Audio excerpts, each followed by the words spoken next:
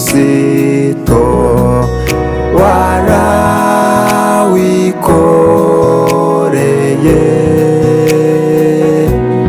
bakubambye ku musaraba, ni njyewe wazize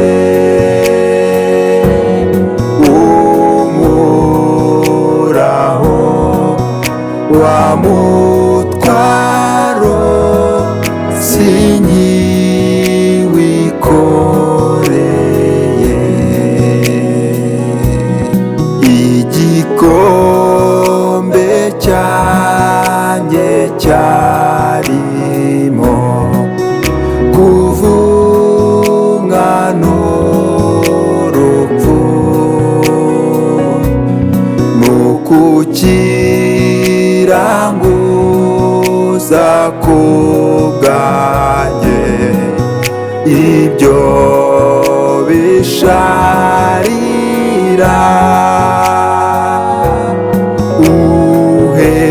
uherako bisemuza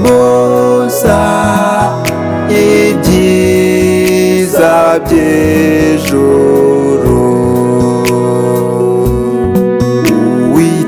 Uwiteka wanga ibyaha pe, yabanguye inkoni, ariko sinjye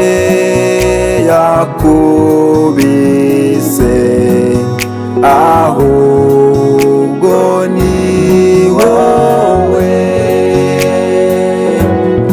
Iyo mibyimba Kristo niyo yanyijije, aguye nkondora Yesu, njye nkunama mugo,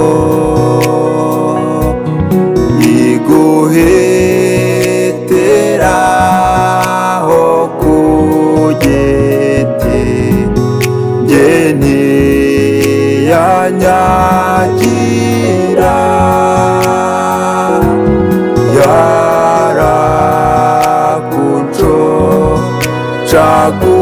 yarakuncaguriye, none hareyutse.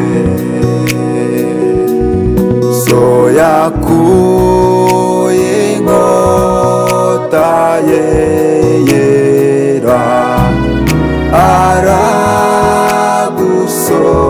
aragusogota, umutima wawe uhinduka urwubati rwayo, none iyo nkota iragimbye, ntakikintwaro ubu, jye napfanye nawe Kristo, ubwo wapfiraga, urazuka nzukana nawe, urazuna